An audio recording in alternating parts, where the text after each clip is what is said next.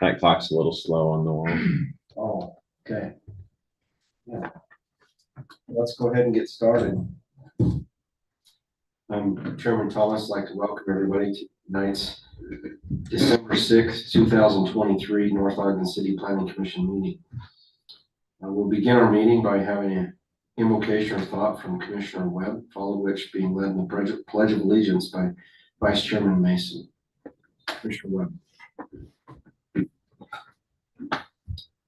Our Father in heaven, we're very grateful to be here together as a city. We're grateful for the beautiful place in which we live and the kind neighbors and warm feelings that we have. We're grateful to be able to be here and listen to one another and look at ways to continue to support and potentially improve our city. And we ask that they would help us to listen to one another. These things we say in the name of Jesus Christ, amen. Please rise and please the pledge of allegiance, please.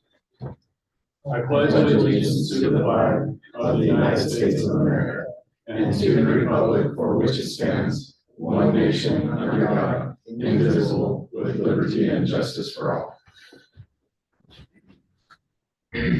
Thank you.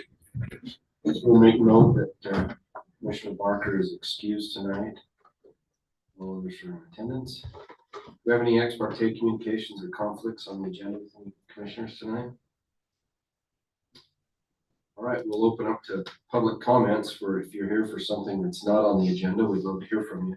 Please step up to the mic and address us, or raise your hand on the internet and we'll let you in.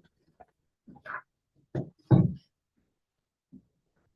right, being there's no public comments, we'll move on to our item number 4, our presentation of the active transportation plan update given to us by Kai, our senior planner. So it'll actually be Michael Baker with Parametrics. And John, is he on? He is. I'm promoting him to a panelist so he can speak. So we're going to let our consultant take this and then give a little bit of time for the presentation itself, and then have the Planning Commission ask questions while he's getting ready to go. This is one of 2 grants that we have from monies from the Wasatch Front Regional Council. This is the citywide active transportation grant, looking at bicycle pedestrian routes, as well as a wayfinding component that would be for on-street existing trails and a number of other things. Don't think like recreational mountain bike trails, think like neighborhood byways and bike lane markings, that sort of thing. But Mike will be great to hear from him, and I'm happy to field any questions both of us are, and we'll send it to him. Good evening, everybody. As previously mentioned, my name is Michael Baker. I'm a transportation planner with Parametrics. I'm based out of the Salt Lake City office. I'm excited to present our work on the active transportation and wayfinding signage plan today. Let me share my screen and we will get underway.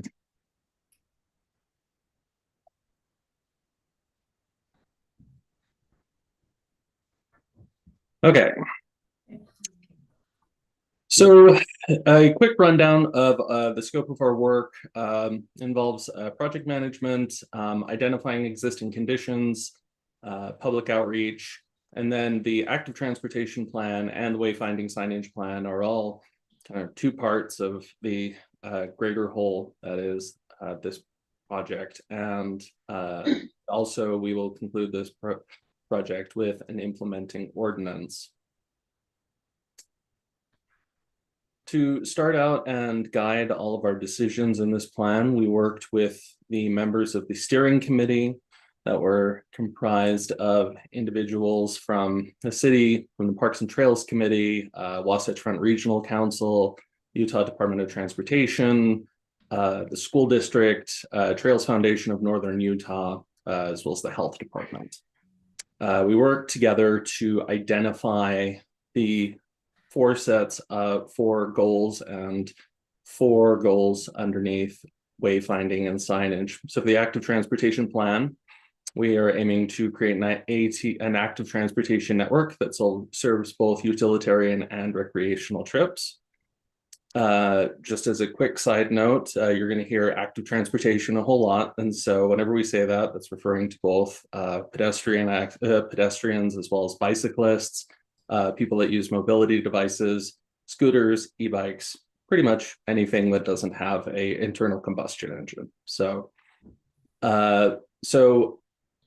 we strove to create an active transportation network serves both utilitarian and recreational trips.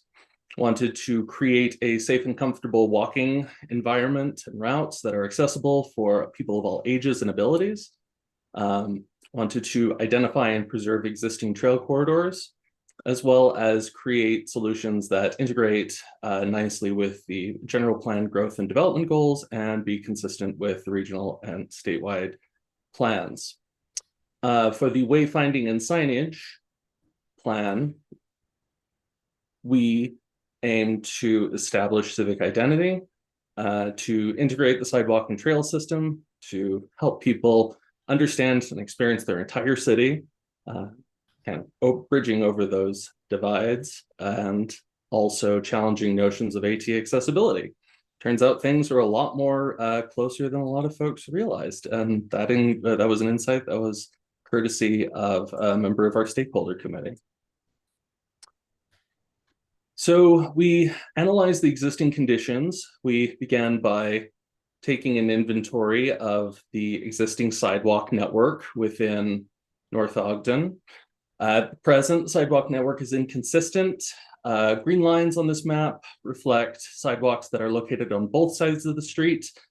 Blue lines, sidewalks only on one side of the street, and yellow lines are streets without any sidewalks on either side.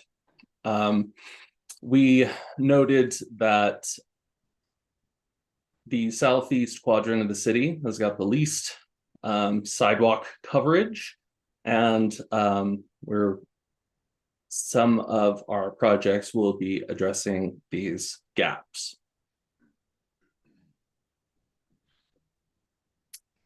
We then also took an inventory of the existing bicycle facilities. It's displayed on this map. The blue lines are the current locations of the unprotected bike lanes, whether it's just a painted bike lane in the road. Most of the roads, North Ogden, have no bicycle facilities, with the exception of 1080 East, Alberta Road, segment of Washington Boulevard, and a little bit down here at the end of Mountain Road. We then analyzed the experience of pedestrians and bicyclists in the city. It's called a metric that's called a level of traffic stress. So this is measures how well a network supports bicycle and pedestrian travel, including interactions. This incorporates elements such as the width, the quality of the sidewalk, separation from the roadway, roadway characteristics such as the number of lanes, how wide the shoulder is, the amount of protection, the pavement conditions on that road, and as well as speed and volume data. So in effect, if a facility has a higher level of traffic stress, the more stressful it is to walk on or bike on. So for this map here, we analyzed the level of traffic stress for pedestrians. Out of the 17 intersections that we studied, 11 scored a level of traffic stress 2 or above. The locations that had the highest level of traffic stress, which was a 4, included Washington Boulevard, 3100 North, 2550 North, 2600 North, and Mountain Road. These all had segments as well as intersections that. Moving on, the bicycle level of traffic stress. Most of the roads scored a level of traffic stress of 2 or higher, with Mountain Road, 2600 North, 3100 North, Washington Boulevard, and 1700 North all had significant portions that were a level of traffic stress 3. Washington Boulevard and 2600 North were standouts, and as well as 2550, and they all had the highest level of traffic stress 4. Again, as we were planning facilities, that improvements such as trails are aimed at addressing and hopefully improving these. Michael? Yeah. Is there a way to make the wording a little bigger? Just have Sure. Yeah, I can try to do it. It's not a little bit better. Yes, that's better. Okay, all right. So okay, level of traffic stress. There we go. All right.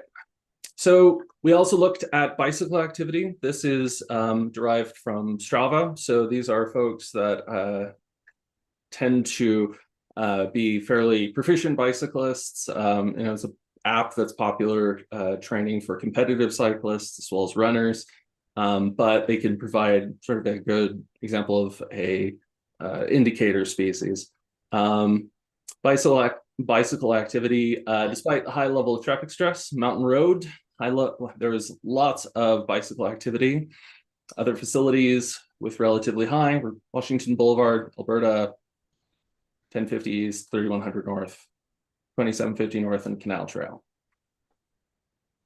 Also looked at this with pedestrian activity. Really the only heavily utilized facility in the city was the Canal Trail that connects the Bonneville Shoreline Trail and other trails to the east, and Pleasant View to the west. The low pedestrian activity in the rest of the city could be more just a reflection of the inconsistent nature and folks not necessarily trusting if they can get where they want to go on foot. We also looked at crash heat map, or we looked at crash data provided by the Utah Department of Transportation. This map shows all the crashes that were identified in 2017 through 2021. The red dots are fatal crashes. There are serious injury crashes in orange. You can see there is a concentration around the intersection of Washington Boulevard and 2600 North. And this map is showing that same concentration data, except looking at bicycle and pedestrian crashes. They're more dispersed throughout the city, but clusters are located at Washington Boulevard, 2600 North, and 3100 North as well. We also wanted to incorporate community destinations in our network, so to serve where folks in Ogden, North Ogden want to go. This includes churches, recreation centers, grocery stores, healthcare facilities, schools, trailheads. There are lots of destinations along Washington Boulevard and 2600 North, but some are on streets that could have active transportation or AT connections. Also looked at the safe routes to school plans that are prepared by the elementary and higher schools. Shows the locations and significant pedestrian gaps and bicycle gaps exist on 3100 North, 2600 North, and Alberta Drive. Also looked at junior and high school safe routes to school. You can see here are in green. We also mapped the locations of crosswalks. We also wanted, as stated in the goals, consistency with previous plans. This incorporated projects from the North Ogden General Plan 2015 update and the Wasatch Front Regional Council's Regional Transportation Plan. This plan, this map shows all of those regional transportation plan projects that are planned at some point with a 30-year planning horizon. So, and before I go on, are there any questions, or should we just keep going? Yep, keep going. All right. So we've worked with our graphic designer as well as folks on the Scott, as well as other folks from the city. And we've put together a draft of a wayfinding sign family. This is a system of signs that are designed to achieve those goals. This is, we've prepared two different options. We have one that includes a decision-making sign, which is directional to popular destinations and showing how long it will take to get there using various modes of transportation, such as walking, biking, or an e-bike, confirming when folks are actually on the facility, directions, as well as these little toppers that can go on top of street signs. So this is one option. Another option as well, in a different color set, we have the second sign family, same basic design. We're currently working on a system of pavement markers to help people understand where they are in the network and that. So also throughout all of this, we are incorporating engagement and feedback opportunities. And so we would love for anyone to, not sure why we just dropped it in there. Would love for any feedback or thoughts. So feel free to hop on here and explore. We'll be sharing this link as well. So we then have our draft active transportation recommended improvements and feedback. These are a series of maps that show what we were proposing rather than explain every single one of them. It's behaving at the moment. You can see that we have, this is our proposed bicycle network. It's full of individual point improvements, which include crossing improvements, cut-throughs, trailhead improvements, as well as future bike racks as well. We have recommended trail improvements along the canal trail, as well as a variety of different bike lanes, trails, and all of that.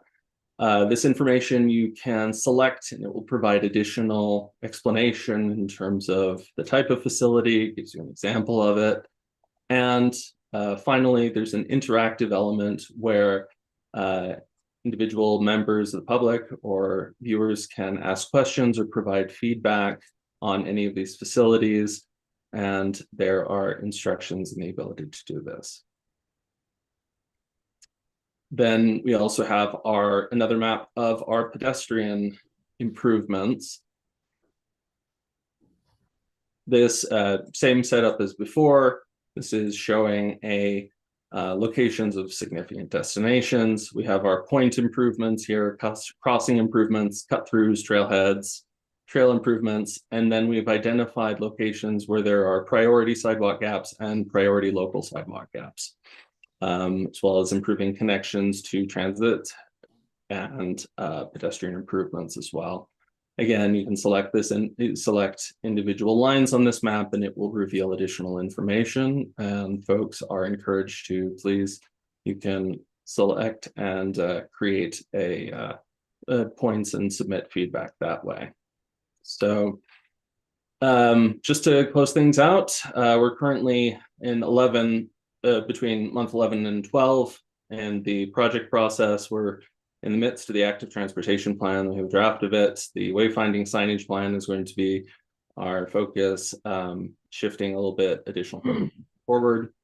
There's one more instance where we're going to outreach and engage the public, and as well as working on the implementing ordinance at the very end of this. So that's the end of my presentation. I'm more than happy to answer any questions or yeah.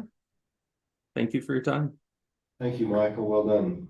Commissioners, any questions for city consultant? Scott, do you have anything to add? Yeah, just that I had sent you an old link, so the new link had the questions about your preferences on these signs, and then also had the story map. So I've drafted up a response to your agenda email that Joyce sends out with this new link that was sent by Michael today, and since I had that error in there, and we just ask you to spend a little bit of time in there and review it, go in, provide your feedback. This is don't think about this as like the completed network. This is the first touch, and we're currently writing an article for January's Connection magazine that'll include both the Southtown and the active transportation. And we'll request people, we'll put the link in that article as well and ask for people to go out and look at it. So this is ready at this point for public comments.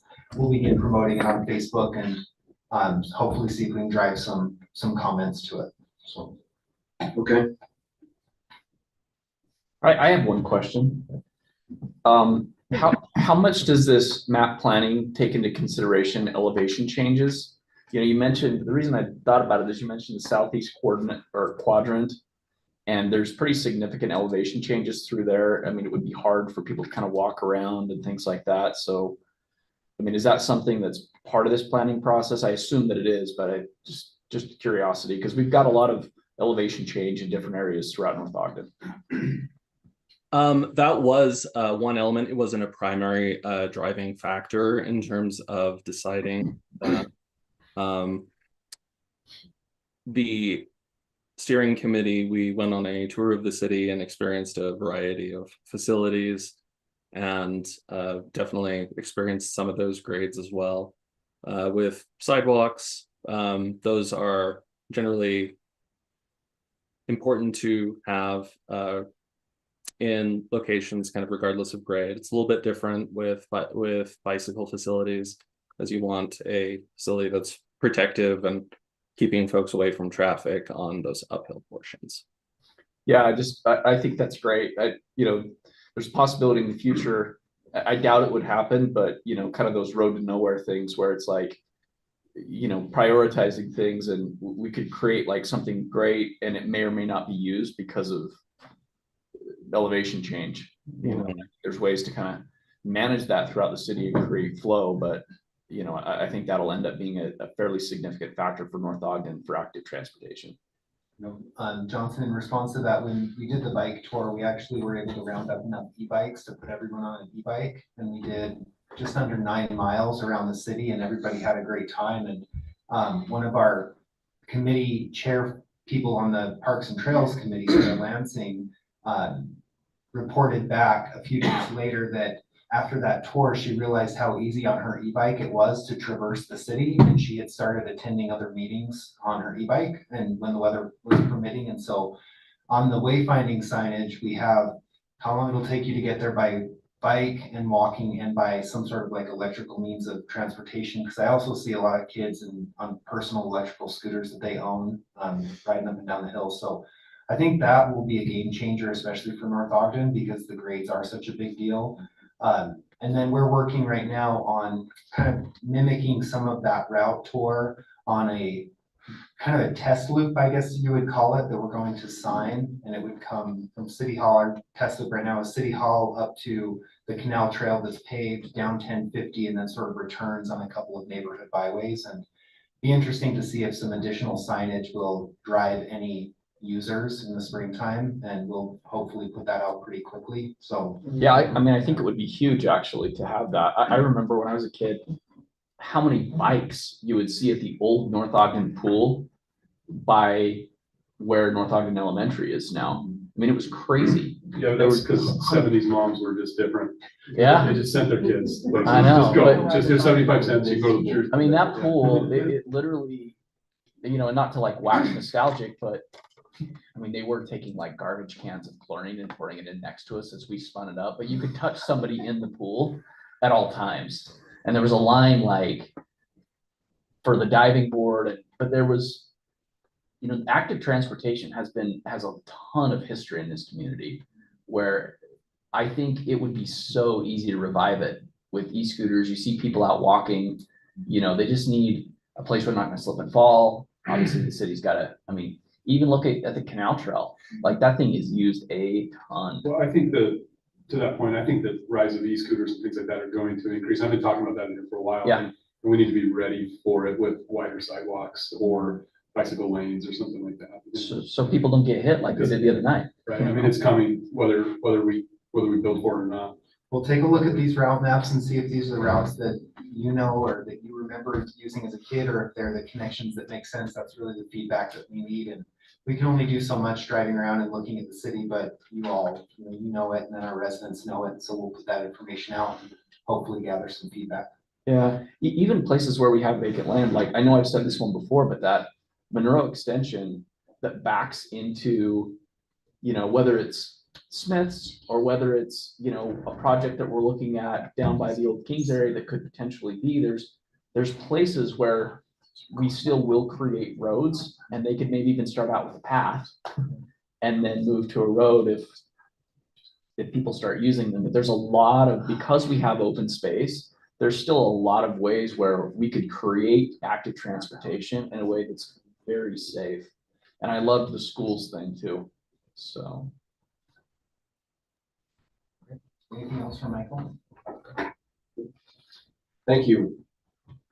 Certainly, my pleasure. Thank you so much. Look forward to getting the insights of experts such as yourselves on the maps. So thank you. Thank you, Michael. Thank you. All right, let's move into our administrative section of our agenda tonight. Item number 5, subdivision ordinance 2023-6, consideration and action on an administrative application for preliminary plat approval of the Quail Pond subdivision phase 6. This is a 9-lot subdivision located approximately 825 east, 1975 north. Ryan, our planner, is a presenter. Ryan? Hi, everyone. Yeah, so this subdivision for Quail Ponds phase 6. So a couple of notes I wanted to make was that this actually had gone through the planning commission a few years ago. It was phase 5 and 6. So it has had a preliminary approval. It kind of lapsed during that time. And so the applicant, he's just is ready to finish the project, and so we just need to get that preliminary approval again. With this phase 6, those 9 lots, they are in the Quail Ponds PRUD zone.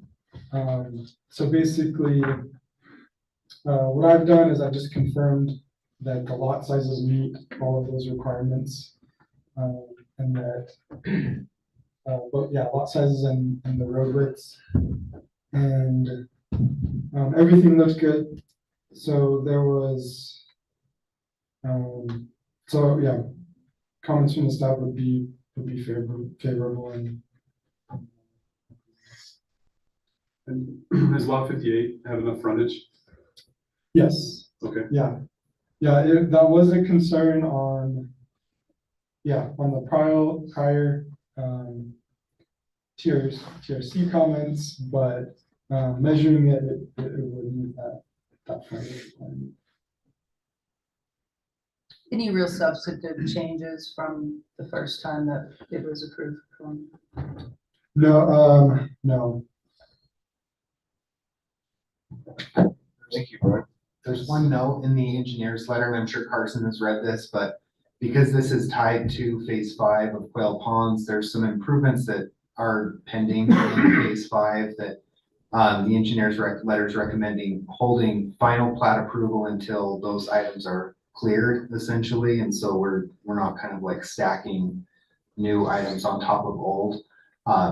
That's the only thing I can imagine, but there's nothing else in the preliminary plat that should stop it at this point as far as moving forward and beginning improvements and everything. It's just going to be timing of those improvements on the subdivisions that lead into it, and then recordation of a final plat, which is administrative now with planning and engineering on these 9 lots moving forward. And what's the preferred motion from the council, that we approve it pending those things, or? It would just be motion to approve with the comments in the staff report, and then meeting the TRC memo and the engineering letters that have been referenced in the staff report. So I think that motion. Preliminary. Yeah. So moved. Hold on. What? So moved. Motion to approve. Okay, thank you, Ryan. We have a motion to approve. Do you want to hear from Carson at all? No. He's here. Let's see, do you want to get up? It's so much easier to just. This one's too simple. I would just say, man, what's 30 years take, right? Yeah. 2 lots a year for 30 years, we have 12 ponds. I jumped in on that. My apologies. I do apologize. I jumped in on that. I was that one. We do have a motion to approve. We have a second. Second. We have a second. Any discussion? Carson, you're welcome. If you'd like to come up, we invite you, but you don't have to. I don't feel left out. Okay. Commissioner Mason, how do you vote? Yes. Commissioner Green? Yes. Commissioner Nancaro? Yes. Commissioner Watson? Yes. Commissioner Webb? Yeah. I vote yes. Yeah. Yeah. All right, item number 6, subdivision ordinance 2023-7. Consideration and action on administrative application for preliminary plat approval of the Village of Prominence Point townhomes located at approximately 385 East, 1800 North. Presenter is Scott Hess, our Community Economic Development Director. Scott? Okay, hold on just one second. I'm still writing the. You're on notice then? I stated it, I didn't write it. Okay. So we have, for planning commission consideration tonight, the preliminary plat at Village of Prominence Point. The first one being 12 townhomes. So when the project was transferred, when the ownership of the project transferred from the previous developer to UBA with Greg Cronin representing tonight, there was a change to that, what was previously called the island parcel, and it had a 3- and 4-story age-restricted building on it. It was converted into a location for the clubhouse with amenities around it, and then 12 townhomes with the whole site receiving 9 additional units, because there were 3 single-family homes that were eliminated on the west side of the ring road and 12 new townhomes. So this townhome plat is coming in, it's in substantial conformance with the exhibit. We've got exhibit C and exhibit L in the development agreement for Village of Prominence Point. They're the landscaping and kind of the overall site plan that we've utilized. And we use it for basic measurements, setbacks, total parking count, sidewalk connectivity, that sort of thing. And so we look at that as an overall master plan that each of these preliminary plats have to come in and be in conformance with. So this is in substantial conformance. These will be 12 individually sellable townhome units. They have garages and driveways that are approximately 20 to 22 feet in length. So you're not going to fit a 4-door long bed pickup truck on there without it maybe overhanging a little into the curb pan. But if you look at the way the plat's drawn, there's a little bit of a holdover of the distance of the driveway before you actually get into the private street. Planning Commission's consideration tonight is really, does this substantially conform to the underlying development agreement? So within the MPC zone, there are no real base development standards that we measure lot widths or setbacks or anything to. It's based off of that development agreement that creates the sandbox you play in. And the total calculations on site from the engineering level for stormwater detention and impervious surface have all been calculated to include these new rooftops, which were kind of an exchange in some ways from the single family rooftops and that other independent living facility building. So staff doesn't see any issues or concerns with the preliminary plat. And if it were under 10 lots, Planning Commission wouldn't see it because there's no roadway dedication either. All the streets inside Village of Prominence Point are all private, along with all of the internal water, culinary, stormwater, and sewer lines are all private until they hit our main streets of 1700 North in Washington. Staff doesn't, Oh, sorry. yeah, just staff, that's everything else. Staff's happy to take questions. Can I get some clarification? And can we go back to the shot, John, of the aerial shot? So am I understanding correctly that the original plat, but either of those two would work really? Because we're talking about a little horseshoe, right, area inside Village of Prominence Point. Right. So the area to the green and the area that's circled there, was that all originally designed to be the assisted living facility? It was a big, great building, right? And there was going to be underground parking, and that was approved, right? And it was that entire area though. Some of it was parking, as I recall. Well, there were bocce ball courts, I think, or something between the two. It wasn't pickleball, but there was a small green space that separated the existing 2-story townhomes from the facility building in the first site plan. But it was never defined exactly what those would have been. Did you also say there were gonna be some single family homes there? Not anymore. So if you look to the, They ring let me grab the outside of that ring, I believe. is- On the outside. Yes. So right here on the outside of this road, and it's 1825 north, and then it swings around, and I don't remember, it says Yeah. 1850 north. But there were 3 single family home lots right here that have always been sort of in question based on their depth, given Okay. the Army Corps of Engineers estimate of the size of Coldwater Creek running behind. Mhm. So when the new developer came in, it was an exchange. So this has now actually been landscaped and would be in like the warranty period for the landscaping with the people who installed it, because looks like pretty crispy sod, but it has been improved. There's sidewalk there, there's grass, and then the clubhouse has come up out of the ground with about, I don't know, 2/3 of the landscaping, and the parking, surface parking's been done, with the remainder of that area being some pickleball courts and some other improvements that are in a phase 2 of that completion, just because of winter essentially, but they've received certificate of occupancy, right, Nate, for the clubhouse. Held a community meeting there, and then the townhomes, the 12 townhomes fit in here. Okay. So is that, is what we're showing here the original design? This is an original design there. So here's the Village of Cronin's Point. This is that little something, some sort of open space amenity. And these 5 single family units were actually exchanged, and they became another extension of the townhomes. So, I know we're not in the discussion phase, but, something that I'd like to hear some commentary on is that, one thing that I liked about, and I know the big building was a little controversial, but one thing that it did was provided some variety to a space of a lot of monotony, and, a concern I'd have, which I'd like addressed by the applicant or whoever's representing them, would be that, is it more monotony? What are we doing to break up the row of homes?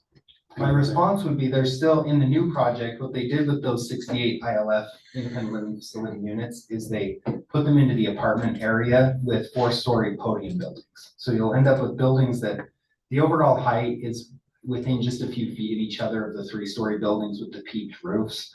But you'll get a little bit of building variety out of that. And there's still, at one time, there was some discussion about those being age restricted. I don't know. There's legal questions about that and what the developer may or may want to do market wise. And there's nothing in the development agreement that forces that 55 and older facility. But I guess the timing for that question was at the time that the development agreement was amended, meaning that this decision is largely administrative at this point. The planning commission's ability to say, I like it or I don't like it, is pretty minimal, because we have a development agreement that has accepted that there will be 12 townhomes here. The question on the table is whether or not they meet the underlying development agreement, essentially. Another note just on these, because planning commission typically weighs in on all site plans, is that the mayor and myself, per the development agreement, are the ones who approve the elevations and color boards and everything of these townhomes, which have been requested, but they weren't here prior to this meeting. But it's really not a planning commission level of decision, so we still have that information to receive. This is just the boxes on the ground where the townhomes would sit. And I'm sure Greg would love to answer your question, or I'll invite him to think about the variety. I'm just available for anything. Go and desire to have a question, I'll be happy to. Well, if I'm understanding correctly, our job is to say, does it fit our setbacks and elevations? And given that it's so similar to the other ones, I don't see that there's much of a decision there, is kind of what I'm hearing. A little bit.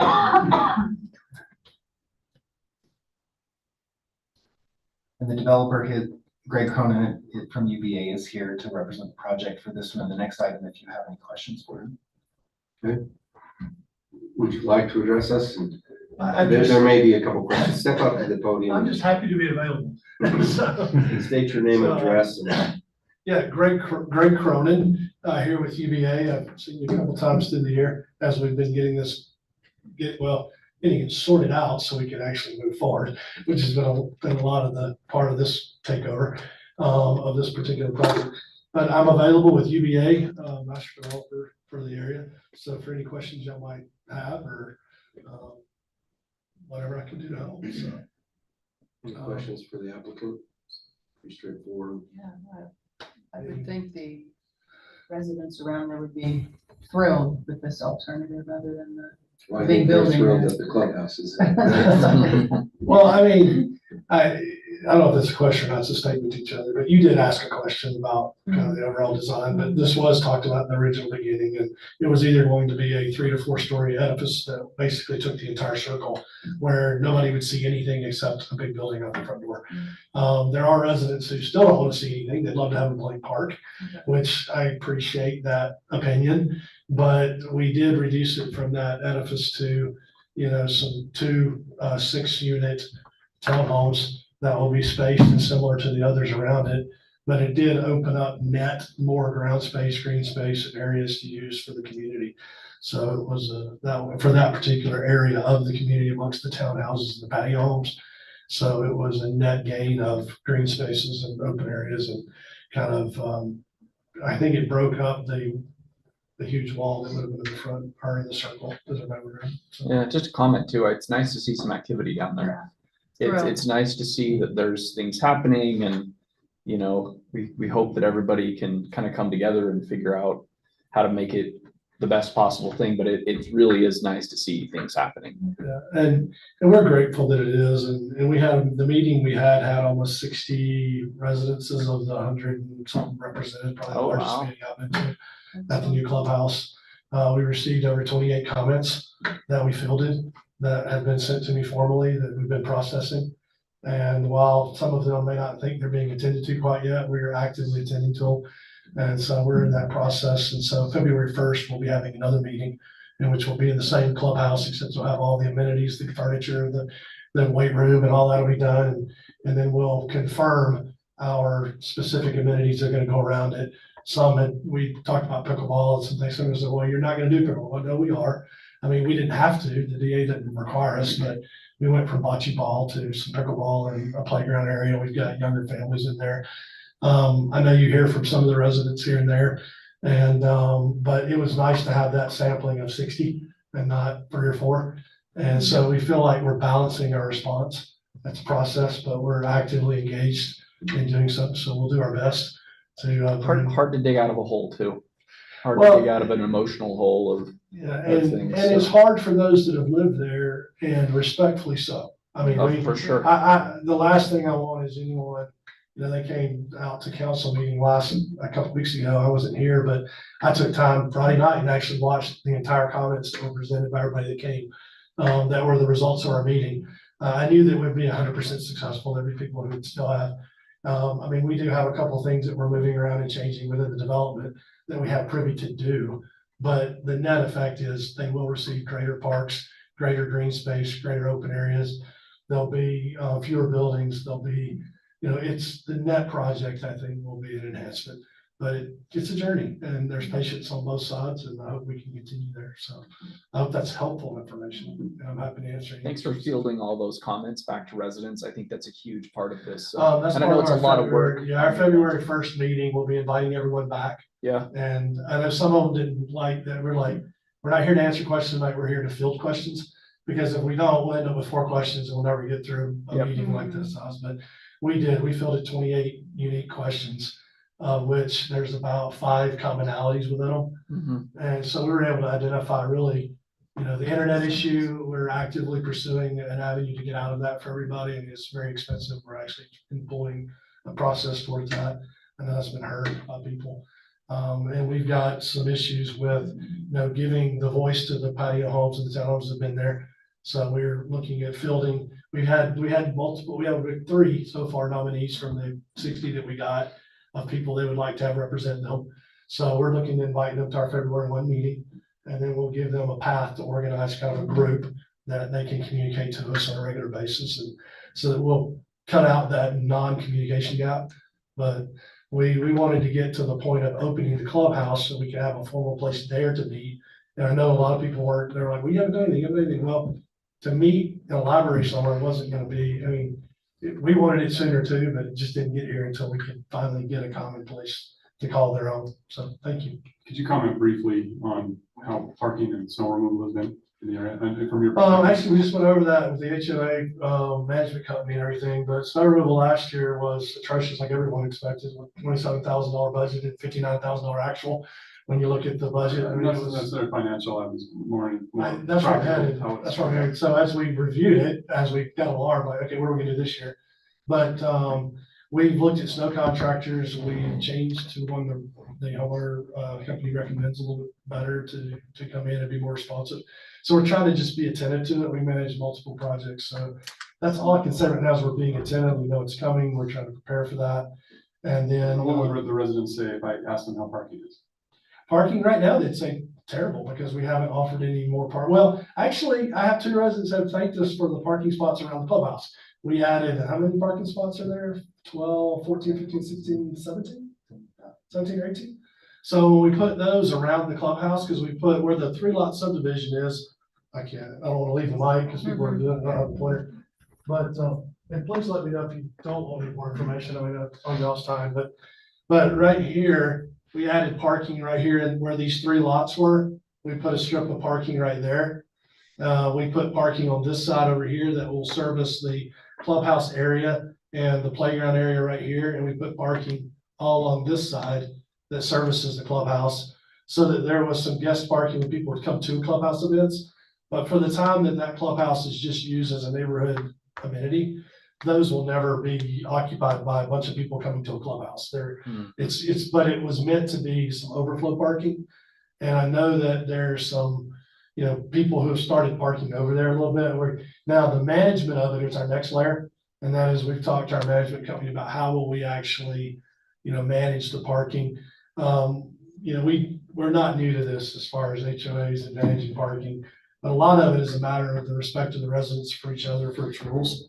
So we try to do a little bit of enforcement there, but we try not to become a police entity in a neighborhood. And so there's a balance. And I think the representation of the people coming on from the patio townhouse areas where it's their issue that they're kind of a sub HOA area. And we're going to let them start panning in a little bit on that. But we don't want the 2 or 3 people always in a neighborhood who call every week saying, we want everybody to get tickets. We're not. In our 28 comments, we had 1. That was about parking. 1. I mean, literally. And from the parking comment that we fielded, it was from the same person who's always called the HOA. And when we looked at the HOA's records of who's calling in, it's like the same 2 people. So it's not like we have a overall problem that everybody's screaming about, but we have a highlighted problem, but we don't have an abundance of a problem. But I think, and also as we can't pan out, but right here is where the clubhouse used to be, was going to be right there. We moved it instead of this big building, we moved this clubhouse down here. So it would be towards the end, a little more away from this main circle up here. But we put it right there. And then the next clubhouse will go over here in this big green space here. And so it'll be centralized located when we get to that with a nice pool and everything there. But when we added parking around this corner, even though there's nothing there, it's still a park area. But we've added in our new plans, we have, I think there's almost 20 parking spaces that are going to be right there, which is going to help if somebody has a 3rd car or something here and needs to park right here, people here can park. I mean, we're just trying to, and the other thing about the DA agreement, the original one called for, it was 100 and I can't remember the exact number off the top of my head, but the original DA had it planned for X and it had 50 shared parking places between commercial and residential. When we revised everything, we added 94 new parking spaces above the call, which ended up taking all 50 shared off the table, and we added 47 more. But then we backed off about 20 of those. But our new plan will net the taking away of that 50 shared and actually add 20 to 25 new spaces on top of the original plan. So we're parked over 2 cars per unit. We're at 2.19 or something, in the code in a regular situation only calls for 2. So we're actually parking a little more than we would have to. And we're actually reversing that 50 shared back out. So that's what we've done with parking. I know that's a little longer discussion, but is that helpful, Brandon? Yep. Thank you. Yeah, that's great information. It sounds like you're being creative too, which is huge to finish it off well. Yeah, and I appreciate the city a lot because the DA agreement is a document that provides guidelines and we go with, what we're going to do. And then as we develop, it's somewhat firm, but it's somewhat flexible. That's why you do these types of communities. And so the rigidity of it, if you can't pre-think the entirety of something this large in the beginning. but the guidelines of the DA keep you in a box.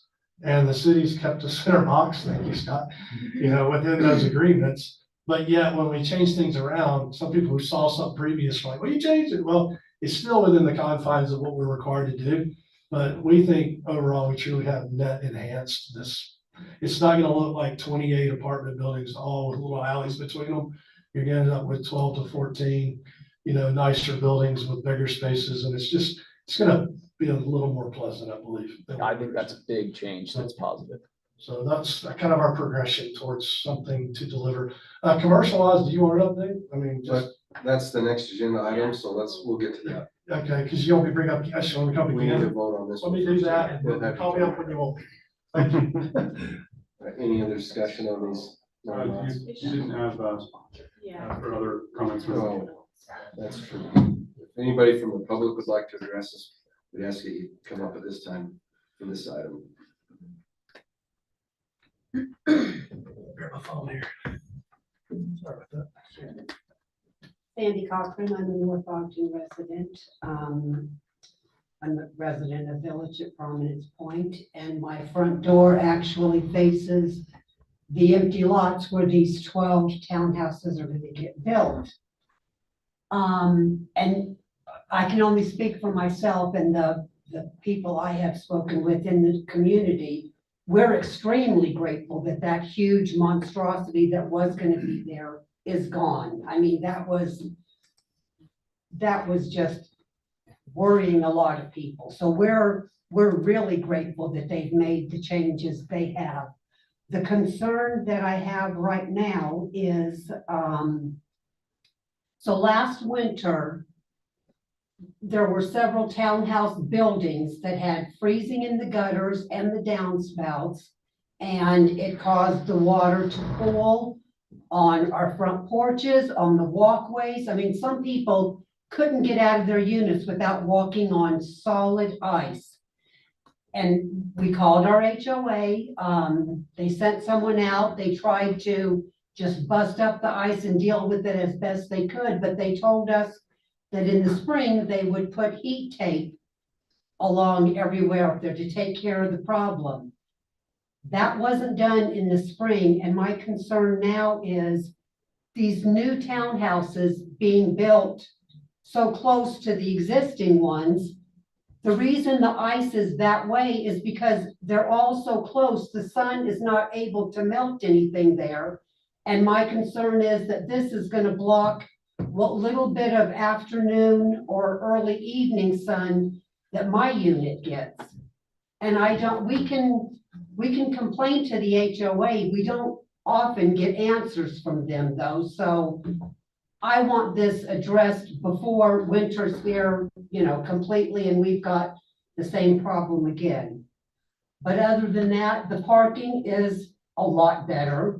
The snow removal, I can't speak to what the apartments are gonna look like, but when that's done, but for our part, through the townhouses and the patio homes, it's been well taken care of. So my main concern right now, though, is just the problem we're having with those units getting no sunlight and them not fulfilling the promise to put that heat tape up.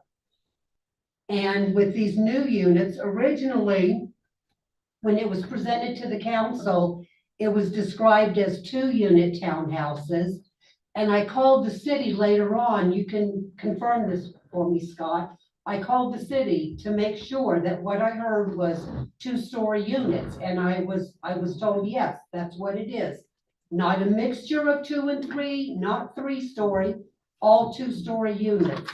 And I've recently learned that they're all gonna be 3-story. I don't know if that's gonna, make the situation even worse with blocking the sunlight, melting that snow and ice, but it's a major concern for me. So, thank you. Thank you. We do have one online. Okay. I can find my mouse. There it is. This is JD Dalpaz. Hey everyone, JD Dalpas, can you hear me? Yep. Okay, great. just wanted to make a comment. It was brought up by a resident in a recent city council meeting that there was apparently 2 pools and 2 community houses that were planned previously. I don't know if they showed on a plat map or something like that, but that would be a good question for Greg to please address. Thanks.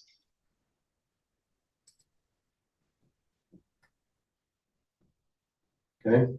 You say 2, 2 pools and 2 community, I'm guessing like a clubhouse. Yeah.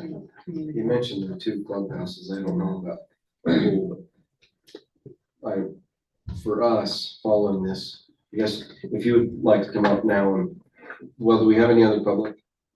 All right, we'll close that public. Mike, you can come up and respond to the public comments, please. Well, yes, I know that it's kind of outside the scope of tonight, but at the same time, I don't mind trying to be as transparent as possible.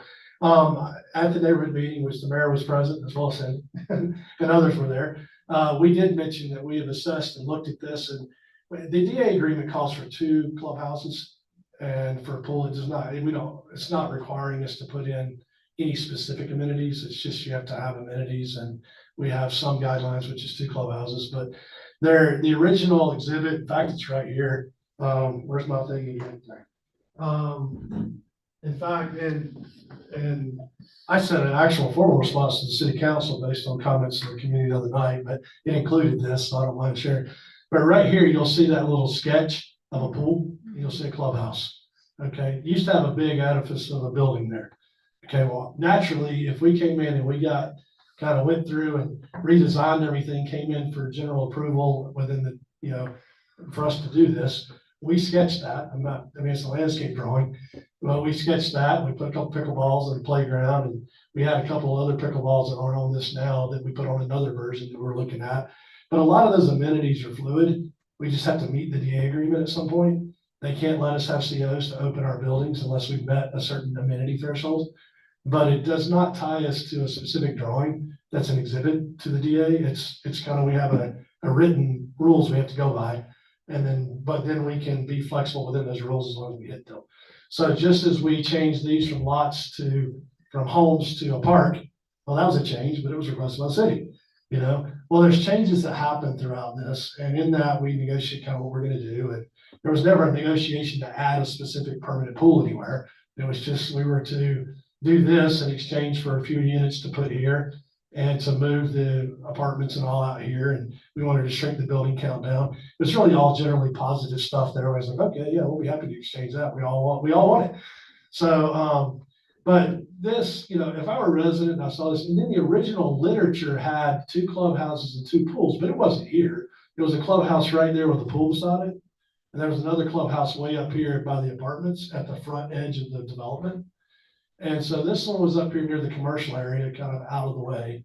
And it was kind of like, are you in the commercial section? Or are you a clubhouse? What are you? And it was up here. We kind of kept it there. We moved this one when we opened this space up, just to say, hey, let's move some amenities down here instead of up here. Because instead of this servicing a pool here and a pool right here, they're kind of right there. Why don't we move one to the neighborhood down here? Because it's just more amenable to everybody.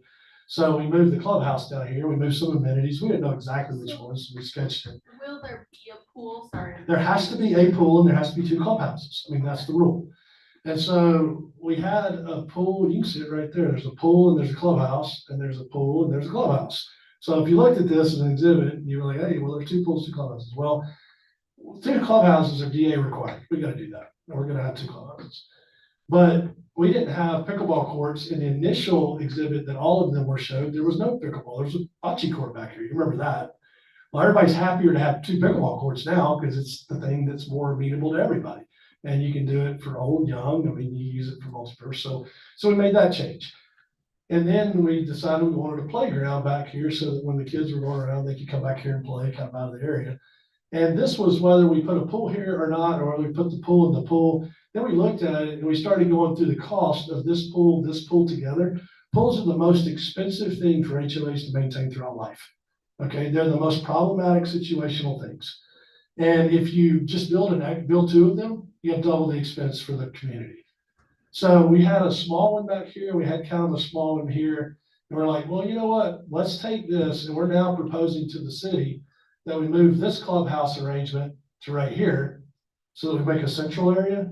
What am I missing that is material to what we have on in front of us though? I mean, There is nothing material. This was what I opened up with. I will be happy to This answer is this really kind of. because Yeah, people no, want I it. realized it was a question, because actually. It's a question, and I will answer it to the extent you would like it answered. It's I your think meeting you've tonight. answered Yeah, I well. think I would invite, if you choose to, and you are certainly under no obligation, but there was another question posed publicly on the forum about ice melting and the size of the buildings, if you care to address that. Opportunity. Yeah, the size of the buildings, I simply don't care to address that. I mean, it's within what we can do. It's the comparable.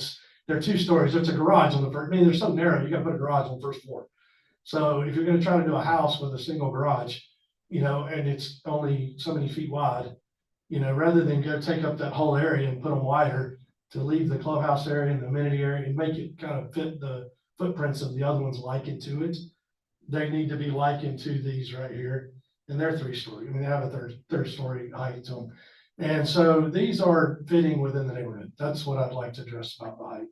I understand that they're talking about ice melt. Number one, if you look at this map, these are east to west. You know, sun comes up and over, so they're not gonna really shadow one way, I don't think necessarily change. It's not gonna solve or hurt our ice problem. We still have an ice problem, it sounds like. So the other thing is that, you know, we inherited all of this from Visionary and the previous developer.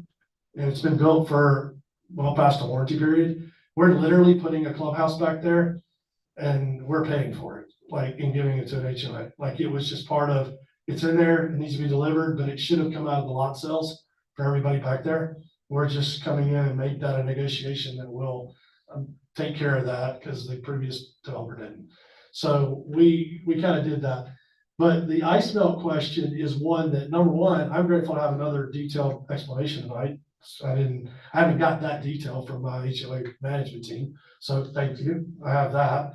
Secondly, I mean, getting some salt melt out, get some other stuff out, you know, promptly if it's your home. I mean, I have to do that at my house. I put salt out pre-salt, make sure it doesn't turn into ice.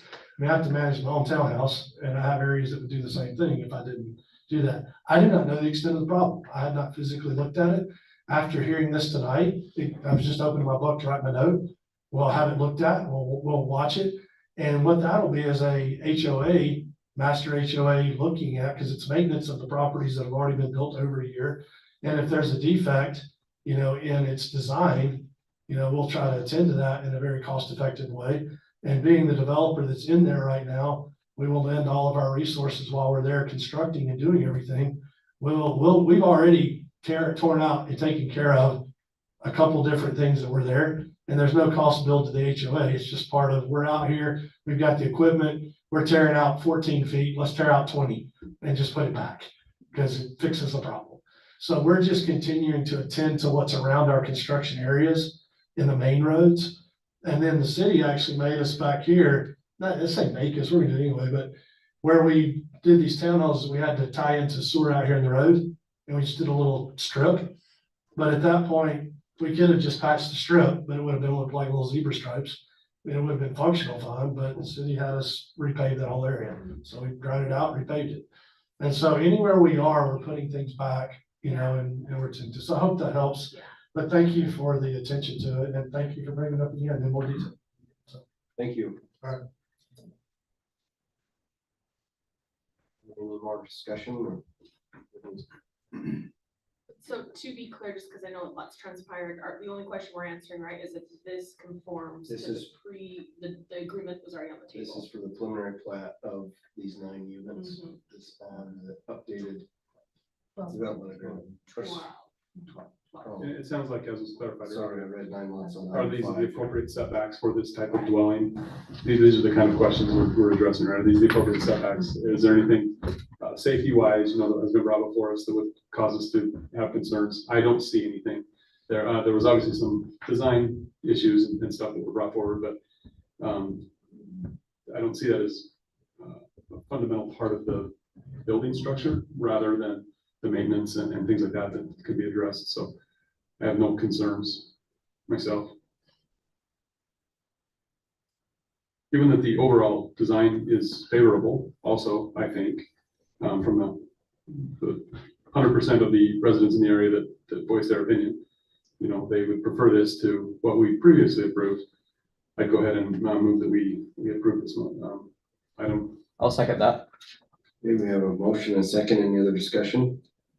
Do we need, in the recommendation, it has the technical review report and engineer requirements. I know in the last one we tagged that on. Is there any distinction here to meet Yeah, that? my recommendation would be that we would approve the preliminary plat based on the comments in the staff report, as well as the engineering report, TRC memos, and any other ancillary reports, essentially. Okay, I amend my motion to include those. I'll second You that. want me to say them again? No. Okay. All right, Commissioner Green, Yes. Commissioner Carroll, Yes. Commissioner Watson, Yes. Commissioner Webb, Yes. Mason. Yes, Commissioner Mason, second. Yes. that guy on the end. All right, item number 7, subdivision ordinance 2023-8, consideration and action on an administrative application for preliminary plat approval of the Village of Providence Point apartments and commercial subdivision located at approximately 385 East, 1800 North. Okay, thank you, Planning Commission members. So this is actually a subdivision of the remaining apartment areas as well as commercial lots. And this came from a conversation between our engineering and then the applicant, and their engineer on the commercial piece. So right now, what's been subdivided off is Sorry, I had to go back to the corner. So this Prominence Point Apartments Phase 1 has been subdivided off. So that would be these first 5 buildings sitting on their own lot. And this phase plan would go in, and John, is there a colored version of this? I think there's one more further down that shows all the individual lots. So this would be a 20 lot subdivision, and it would put each of the buildings that are proposed on their own lot, the open spaces and some parking on their own lots.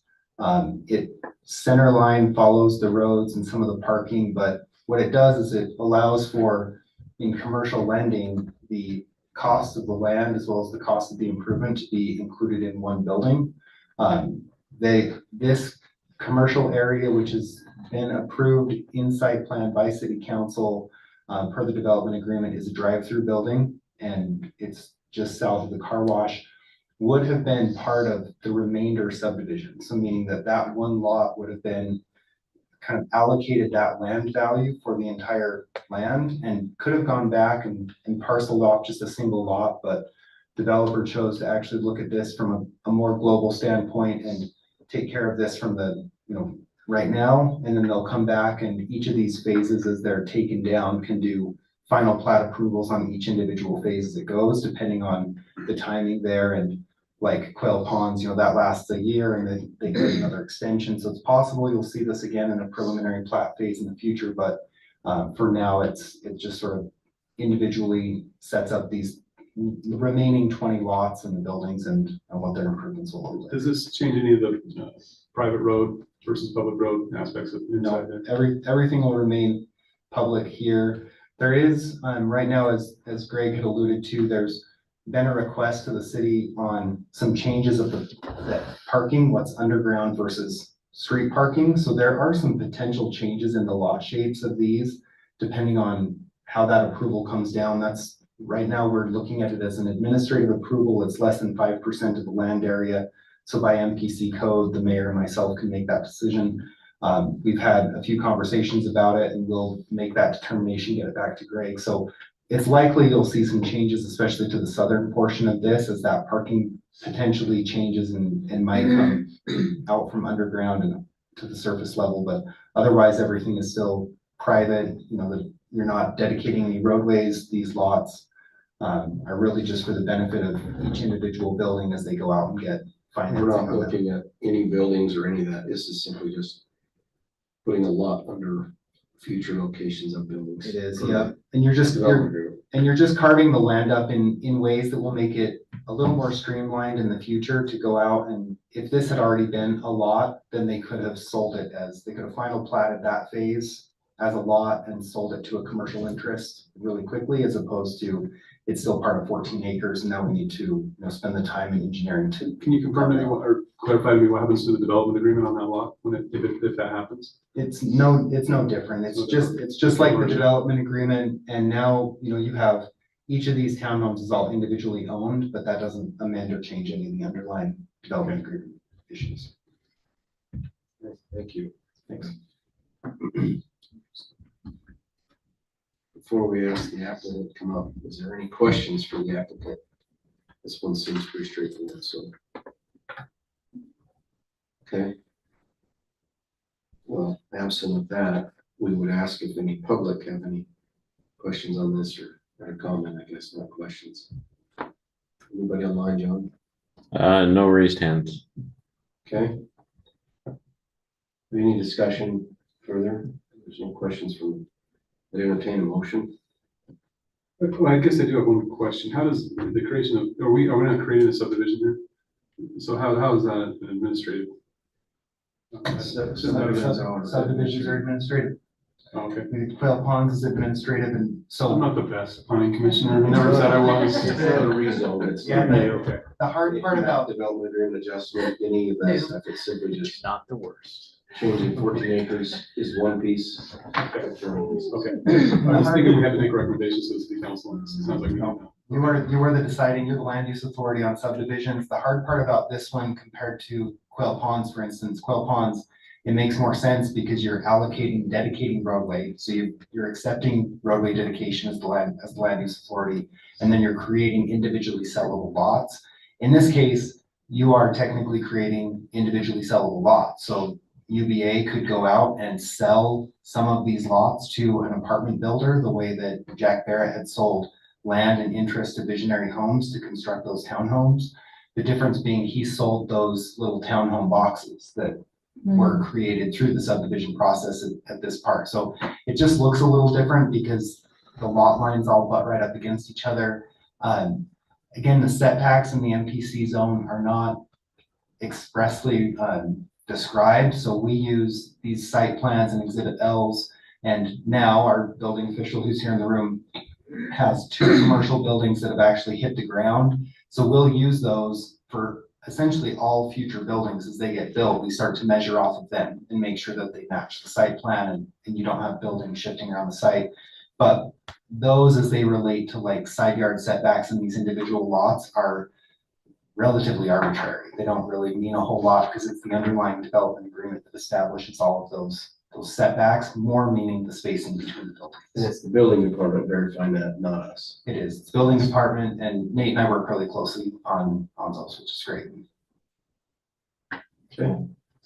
I'll make a motion that we grant preliminary plat approval of the Village at Prominence Point apartment and commercial plat 20-lot subdivision.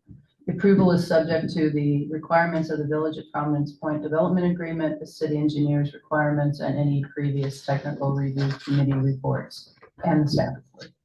I second that. We have a motion and a second. Any other discussion? Commissioner Vancaro, Yes. Commissioner Watson, Yes. Commissioner West, Yes. Commissioner Mason, Yes. Commissioner Green, Yes. I vote yes. Right, we're on to public comments. If there's anybody who would like to address the planning commission, please step up to the mic or raise your hand online, and we'd love to hear from you. Anybody online? Nope, they've All right. left. Any remarks from planning commissioners? Has everybody RSVP'd for next week's holiday dinner? Mm-hmm. I had to get called today, but I did too, that's why. I was on that list also. You guys. All right, Scott, do we have what's our agenda for looking like for the 20th? I don't know if I'm gonna be able to make it. I don't have any applications. Okay. Right now. I'll actually look back and see if the city has any, if it's possible, we'll have some legislative items to just get on the docket so that we're ready for January's city council meetings. But I'll have to look back and see exactly what we have. Okay, I may. But you're essentially out. Okay. I mean, if Eric's not here. You Do we get to sit even in the meet? middle.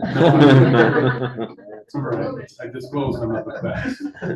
I heard somewhere down there that you're not the best. One of you is. We'll scratch. There were some actual other comments down here about kind of questioning that, so it's up for debate. Was it second or third?